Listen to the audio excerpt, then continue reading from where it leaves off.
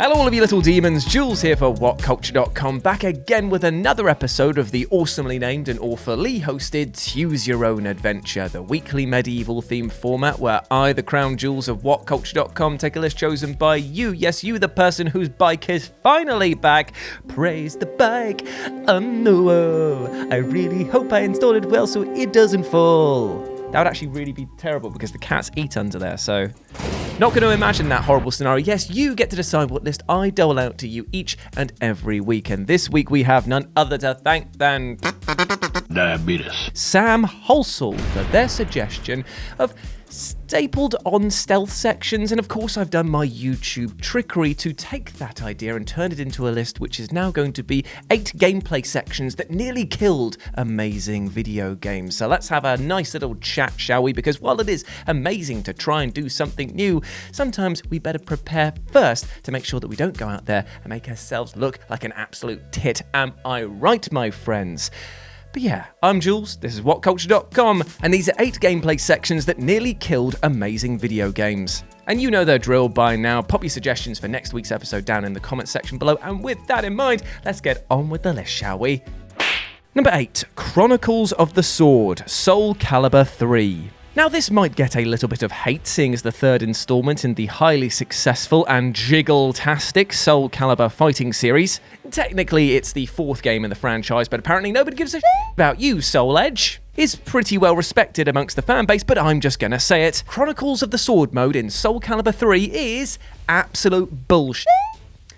Sometimes. And you know what? It's that sometimes that really infuriates me, because this mode was actually a welcome diversion from the main fighting-centric formula, employing light RPG and RTS elements, allowing you to level up your character, gain new equipment, and pick your own path through maps in order to reach harder and harder challenges. However, while this all sounds great on paper, in practice things can be ruined almost before they start, thanks to the uber-aggressive AI that will always, without any provocation, Zerg rush you into oblivion. Now, if you're a dab hand at this game, you will be able to fend off the first few waves and buy yourself some breathing room, and admittedly things do get a lot easier from that point on. But if you're looking for a brand new experience, it's something to usher you into the world of Soul Calibur, well, you're going to get a slap in the face and a sword in the gut at the same time. So to summarise, the Chronicles of the Sword mode is only as fun as you are good at this game, meaning that some people will absolutely love this, but for others, it might actually ruin the entire experience. Number 7, Emma Escort Mission, Metal Gear Solid 2. Now, if there's one thing that pretty much every player hates, it's a forced escort mission. Having to drop the 1 versus 1,000 gimmick that so many action games present their protagonists as, in order to handhold an NPC with all the life preservation skills of a dog who enjoys chewing electrical wires, it's always going to be a bit of a brick wall to your enjoyment. However, said wall of mortar was simply not enough to resident I will have my dessert before my main mad head Hideo Kojima, as he found a way to make the much-loathed escort mission even worse. Now, Metal Gear Solid 2 is well known to be Hideo Kojima's troll game. I mean, he already duped players into thinking that they'd be playing as Solid Snake throughout the majority of the title, only to be switched out at the last moment for Pretty Boy Jack, and that mischievous energy definitely seemed to carry through to his approach to the escort mission, where you have to take Emma from one section to the other because... He makes you do it underwater. That's right, the very Venn diagrams of hell itself have overlapped, as here we are dealing with a character about as durable as wet confetti, while also being submerged and having to deal with, tiny things like not being able to breathe and awkward swimming controls. To say that this was a bit of a pain to get through is kind of like saying that watching your grandparents make sweet, sweet love while you're maintaining eye contact with them is a little bit horrifying. Quite the understatement. Number 6, Nightmare Levels, Max Payne. Now, when you think of Max Payne, you probably think of slow motion diving through the air, dual firing guns, maybe screaming, that's optional for the person, dealer's choice, isn't it? And then landing and just making a face that kind of looks like an anus has been stuffed full of lemons. You don't likely think of platforming sections. Yet to the hardcore set that saw the original Max Payne through to completion, even mentioning the term platforming will likely cause them to break out in a nervous sweat. This is because the nightmare sections of this game were exactly that, an odorous dump on the otherwise chaotic experience that forced players to follow trails of blood across invisible platforms or risk falling to an instant death. None of the experience was fun, and while I'm sure the devs would argue that this wasn't meant to be an enjoyable moment, the abject torture it places on the player is enough to leave them sleepless for many moons to come. Thankfully, the series never went down this dark path ever again, and the only blood trails that you'd be seeing were ones left on the walls after you basically entered a room and said, "Hello, I'm Max Payne, here's my business card." Number 5. The Damn Corridor. Final Fantasy 15. James, come close. My time on this earth is growing short. It's the damn corridor from Final Fantasy 15. Chapter 13, James, chapter 13. Everything was going so well. It was kind of like this boys on tour vibe. I really enjoyed the game, the open worlds, fantastic fun, the cooking, laughs. But then came the corridor.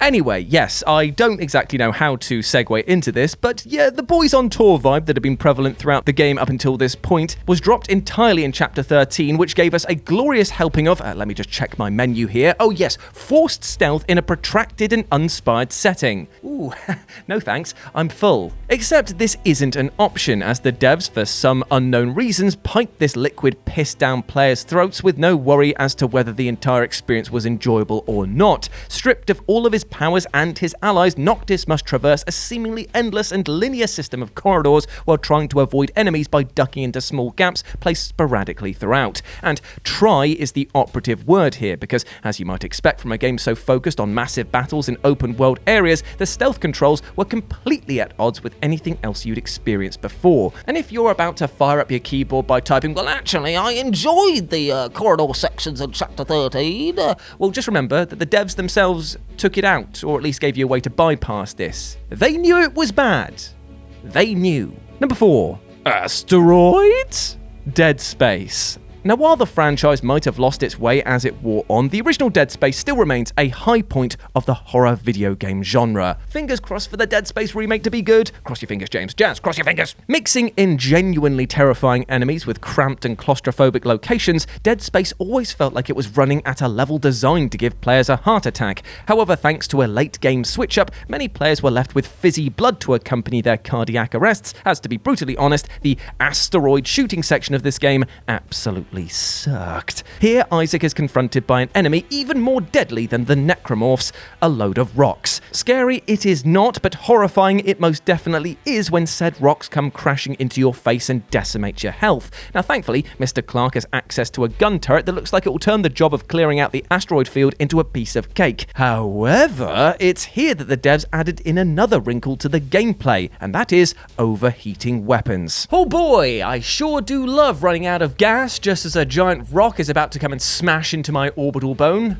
Gee willikers, thanks. As such, this short section became the bane for so many. What could have been a tiny moment of difference ended up sticking out like a sore middle finger to players. Number 3. Nilfheim, God of War 2018. Now, I won't lie to you, it actively pains me to talk negatively about God of War on the PS4 2018 version because, you know what, I absolutely love this game. I can't think of a more honest and enjoyable experience that I've had playing a video game since maybe when I was a wee nipper back in the day. However, I can't sit by and ignore the one guest at the party that's got way too drunk and is now literally wiping its arse on my happy birthday banner. Thanks for that one, Dad. And that's the poison-filled paradise getaway known as Nilfheim. Now, for those of you not in the know, this is the one section of the game that feels like the brakes have truly been put on hard. And it's only at that point that you realise that you've been joyriding without a bloody seatbelt. As such, the resulting crash of ever-draining poison, procedurally generated and thoroughly uninspired level design, and of course,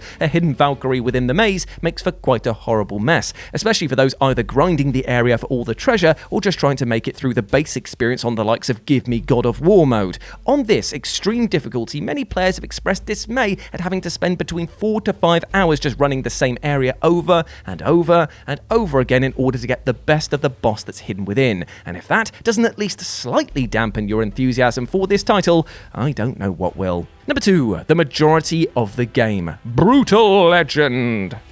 Brutal Legend, you cheeky whippet, you. Now, depending on who you ask, this game is either a nugget that needs to be flushed straight away for fear of the stink, or it is a nugget made of pure gold that was surprisingly decent, actually, and it only achieved this sort of gold versus poo split because of the fact that Double Fine kind of missold what this game was all about. In a demo that released before the full game dropped, fans got to experience a metal-infused hack-and-slash adventure with Jack Black at the helm, and while it didn't seem to be reinventing the wheel through its combat, it did promise a whole lot more with its album cover-inspired overworld and utterly banging soundtrack.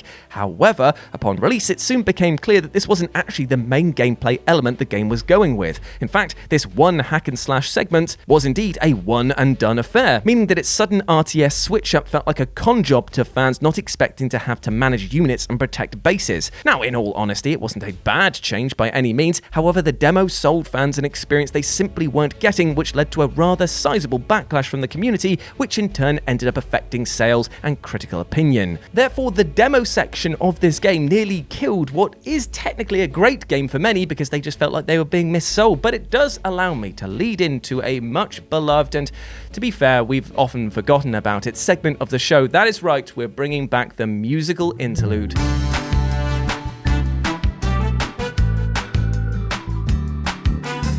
Dust it off, James. Dust it the heck off. Because it's about to get crazy when we're talking about demos. Demo. Hell no. Demo. Demo. Hell no. Demo.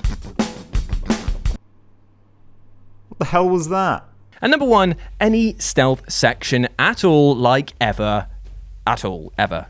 All of them. All. Shadow of Rome. Now, I couldn't do this list without at least referencing the fact that Sam, who suggested we make this list in the first place, mentioned that Shadow of Rome had a lot of stapled on stealth sections, and trust me, they really did come close to ruining what is an almightily over-the-top game. Because if you've ever sat looking out of your window as rain dripped down the pane and sighed aloud, "Oh boy howdy, I do wish that somebody would cross over my love of Devil May Cry in the film Gladiator," then fret not, my friend, for this crossover exists in video game form, and it goes by the name of Shadow of Rome, and it is glorious. You've got your combo meters, you've got your special moves, you've got your buckets of blood and gore, and a buttery biscuit base, as well as a rather callous approach to death. My personal favourite is the fact that it says rest in peace that pops up most of the time we just stab somebody in the face. Fantastic. Rest in peace, mate.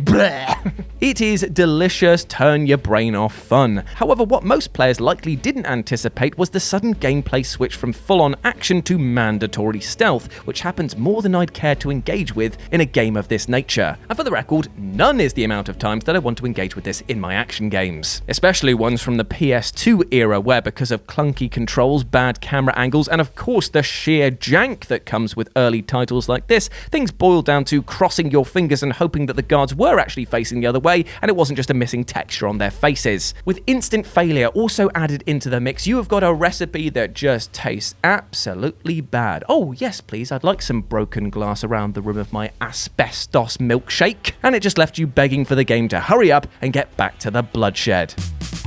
And there we go, my friends. Those were 8 gameplay sections that nearly killed amazing video games. I hope that you enjoyed that, and please let me know what you thought about it down in the comment section below, and put your suggestions for next week's episode down there as well. As always, I've been Jules. You can go follow me over on Twitter at RetroJ with a 0, and you can follow James over here. I'm sure he's got some funny meme going on at the moment. I hope I'm on the right side. He's over here, maybe. I can't remember which side he actually puts this one on. But either way, go follow him as well. And also, if you want to check out my Warhammer stuff and what I get up to in my spare time, then go over to Live and Let's Dice. That's not how you spell it at all with hand gestures, but still, I am over there most weeks doing streaming and stuff like that outside of work, and it'd be great to see you. But before I go, I do just want to say one thing. We detailed today a lot about video games that tried something a bit different and ultimately didn't end up succeeding. But in our real lives, I always encourage people to break out of their shells, to break out of the mold and try something a bit different, to constantly be pushing yourself, whether it's physically, spiritually, mentally, just trying to grow as people, because that's the only way that you can get the most out of life, by going out and just seeing stuff, by taking in new things. You might find that not everything's for you. You might not like some of the new stuff you try, but at least you can say you did it. And that is the most important thing. Get out there and have as many experiences as you can. As always, I have been Jules. You have been awesome. Remember, above all else, to be kind to yourself, because you're a massive ledge, and I'll see you next week.